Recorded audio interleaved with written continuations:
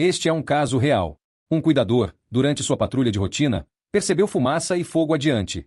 Ao apagar as chamas, descobriu que o que estava pegando fogo eram duas formas carbonizadas, aparentemente corpos humanos. Próximo a eles, encontrou um galão de gasolina no chão. Diante da cena, ele imediatamente acionou a polícia. A equipe policial chegou rapidamente ao local e confirmou que eram, de fato, dois cadáveres queimados. Um dos corpos apresentava múltiplas fraturas na cabeça e no tronco, causadas por impactos violentos com um objeto contundente. No entanto, devido à ausência de câmeras de vigilância na área e à falta de testemunhas, não foi possível identificar os corpos imediatamente ou determinar os responsáveis pelo crime. Uma semana depois, exames de DNA confirmaram que as vítimas eram um casal de ascendência chinesa com nacionalidade japonesa. Ryutaro Baldao, de 58 anos, e sua esposa Kyoko Baldao, de 56 anos. Eles eram donos de mais de 10 restaurantes em Ueno, Tóquio, e eram relativamente conhecidos no ramo. A polícia iniciou uma investigação aprofundada, visitando os estabelecimentos pertencentes ao casal e conversando com funcionários. Descobriu-se que os Baldao tinham uma péssima reputação no setor. Eram conhecidos por descontar salários dos empregados por motivos triviais e por tratarem os funcionários com rigidez. No mês anterior ao crime, um dos funcionários se desentendeu com o casal e pediu demissão, ameaçando se vingar publicamente. No entanto, a polícia investigou o ex-funcionário e constatou que ele estava apenas desabafando em um momento de raiva, além de ter um álibi sólido para a noite do assassinato. Além dos problemas com funcionários, o casal também estava em conflito com outros donos de restaurantes na região. Kyoko Baldao era conhecida por abordar clientes na rua e convencê-los a irem para o seu restaurante, até mesmo retirando clientes da porta de outros estabelecimentos. Isso gerou atritos frequentes, e em algumas ocasiões, até confrontos físicos. Posteriormente, os Baldao foram processados por concorrência desleal, mas não demonstraram arrependimento. A polícia passou a investigar se algum dos proprietários rivais poderia ter planejado uma retaliação. Durante as apurações, descobriu-se que um dos concorrentes havia contratado alguns jovens para causar tumulto no restaurante dos Baldao, mas não havia evidências de que tivesse encomendado assassinatos. O comerciante forneceu registros de conversas e comprovantes de pagamento aos jovens para provar que sua intenção era apenas prejudicar os negócios do casal, sem envolvimento em homicídio. Enquanto isso, a equipe que analisava imagens de segurança encontrou um novo elemento importante. No dia 15 de abril, às 1h30 da madrugada, os Baldao foram vistos entrando em um carro preto. O motorista foi identificado como Ryo Tanaka, um corretor imobiliário. Ao ser interrogado, Tanaka alegou que, naquela noite, apenas acompanhou o casal e um outro cliente para visitar um imóvel em Shinagawa. Após a visita, os Baldao disseram que queriam passear um pouco antes de voltar para casa. Como Tanaka ainda precisava atender outro cliente, não questionou e seguiu com seus compromissos. Depois, ao retornar para verificar se os Baldao precisavam de algo, percebeu que não estavam mais no local e que não atendiam o telefone, então presumiu que já haviam voltado para casa por conta própria.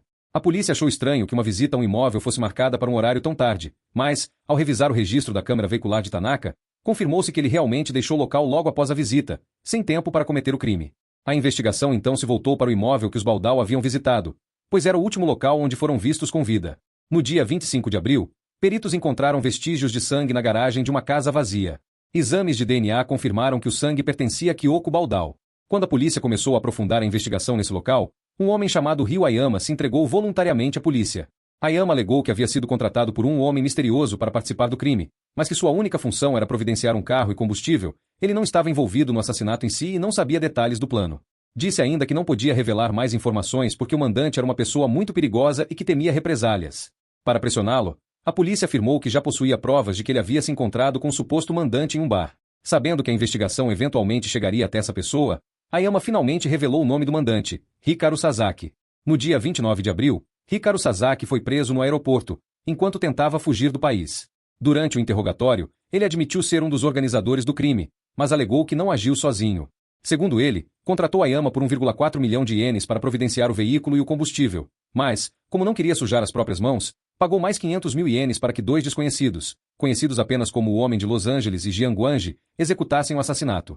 Os dois assassinos, sem conhecer os Baldao pessoalmente, precisavam de informações detalhadas para emboscá-los. Então, Sasaki monitorou os movimentos do casal e instruiu Ayama a preparar uma emboscada na área do imóvel que eles visitariam. A emboscada funcionou. Os dois assassinos mataram o casal dentro da casa vazia e, depois, usaram o carro providenciado por Ayama para transportar os corpos até uma área isolada, a 20 quilômetros de distância, onde atearam fogo para destruir evidências. Vale destacar que um dos assassinos, o Homem de Los Angeles, já havia sido uma famosa estrela mirim no Japão. No entanto, alguns anos antes, se envolveu com gangues e começou a frequentar clubes noturnos, levando à sua decadência. Em 1º de maio, ambos os assassinos foram presos em Osaka. Todo o dinheiro recebido pelo crime já havia sido gasto. Com todos os envolvidos sob custódia, parecia que o caso estava resolvido, mas Sasaki surpreendeu os investigadores ao declarar que havia outro mandante acima dele. Ele alegou que apenas recebeu ordens e que o verdadeiro responsável pelo crime era alguém com ligações com o crime organizado. Sem provas concretas para avançar na investigação, o caso ficou temporariamente sem solução. No dia 6 de maio, um amigo dos Baldal, Akihiro Yamada, entrou em contato com a polícia e sugeriu um novo suspeito, Seiji Sekine, genro do casal. Sekine teria sérios desentendimentos com os Baldal, que o tratavam como um mero empregado. Ele desejava assumir o controle dos restaurantes, mas teve seu pedido recusado, pois os Baldal alegavam que ele sempre seria um estranho e que ainda nem havia se casado oficialmente com a filha mais velha do casal. Após a morte dos Baldal, Sekine assumiu o comando dos negócios, mas, quando os assassinos foram presos, apressou-se em vender todos os restaurantes, levantando suspeitas de que pretendia fugir com o dinheiro. No dia 7 de maio, a polícia identificou Seiji Sekine como o cliente misterioso que acompanhou os Baldal na visita ao imóvel naquela noite. Ele e o corretor Tanaka os levaram até lá com a intenção de entregá-los aos assassinos emboscados. Sekine e Tanaka foram presos no mesmo dia, e Sekine logo confessou ter pago 1,5 milhão de ienes para que Hikaru Sasaki executasse o plano. Mas o caso ainda não terminou. Um mês depois, mensagens antigas revelaram que a filha mais velha dos Baldal, Juna Baldal, também estava envolvida. Ela foi presa em 27 de junho e o caso segue em investigação, podendo ter novas reviravoltas.